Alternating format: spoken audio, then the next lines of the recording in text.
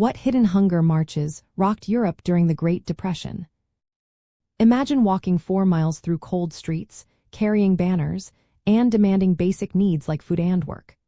During the Great Depression, many in Europe did just that. They organized hunger marches to protest the harsh economic times.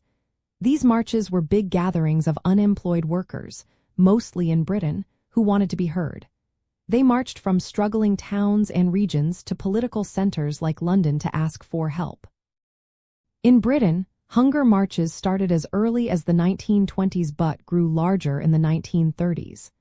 One of the earliest was in 1927, with about 2,500 marchers protesting against cuts to unemployment benefits and restrictions on relief for miners.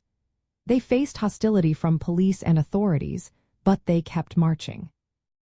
The most famous was in 1932, called the National Hunger March, with around 2,500 people from different parts of Britain.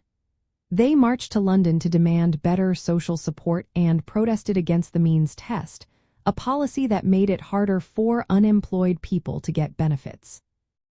That same year, another march called the Great National Hunger March started in Scotland. It gathered about 100,000 marchers by the time it reached London. It ended in a riot in Hyde Park, with police and even the military involved. The marchers shouted for work or maintenance, meaning they wanted jobs or at least enough to survive. These marches showed how desperate many people felt and how they wanted the government to act.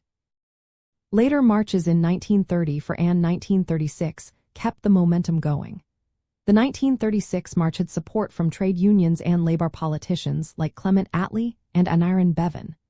These marches weren't just protests. They were a way for unemployed workers to unite and demand change. Many of these marches were supported or organized by left-wing groups, including the Communist Party, who wanted to rally the unemployed. Authorities often responded with violence or tried to discredit the marches, but the protests kept going. These hunger marches made the public more aware of how badly people were suffering.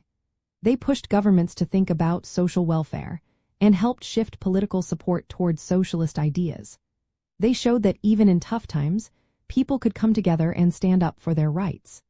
These marches remain as a powerful part of European history, illustrating how ordinary workers fought for survival during one of the hardest periods in the continent's past.